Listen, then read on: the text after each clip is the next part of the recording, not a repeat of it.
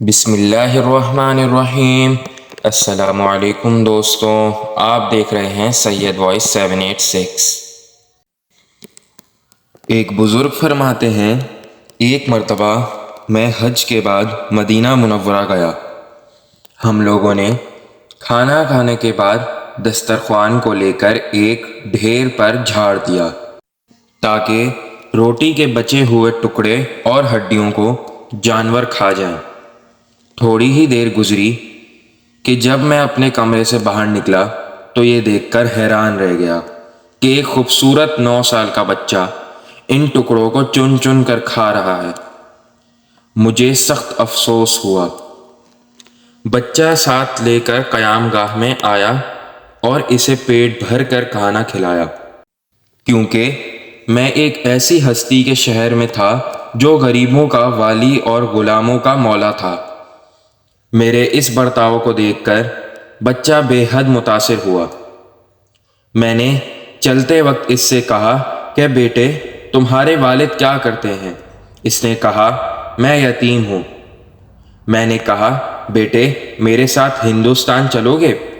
وہاں میں تم کو اچھے اچھے کھانے کھلاؤں گا، عمدہ عمدہ کپڑے پہناؤں گا، اپنے مدرسے میں تعلیم دوں گا۔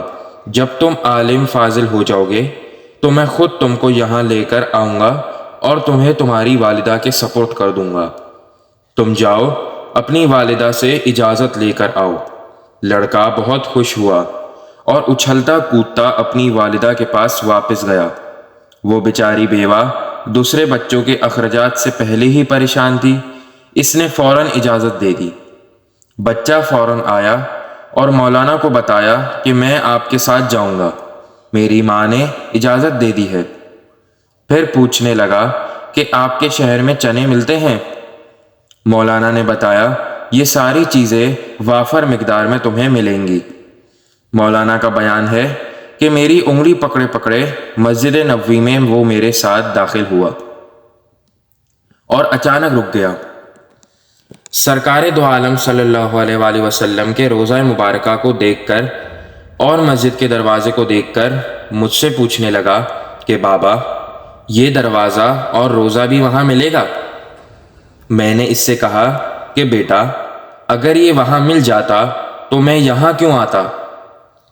لڑکے کے چہرے کا رنگ بدل گیا، میری انگلی چھوڑ دی اور کہا، بابا تم جاؤ، اگر یہ وہاں نہیں ملے گا تو ہرگز میں اس دروازے کو چھوڑ کر نہیں جاؤں گا۔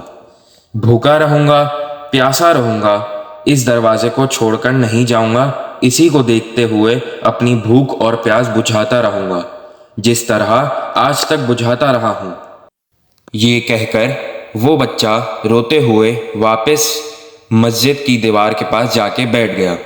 وہ بزرگ فرماتے ہیں، میں بھی یہ دیکھ کر زارو قطار رونا شروع ہو گیا کہ اس قدر ایک چھوٹا سا بچہ عاشق رسول ہے۔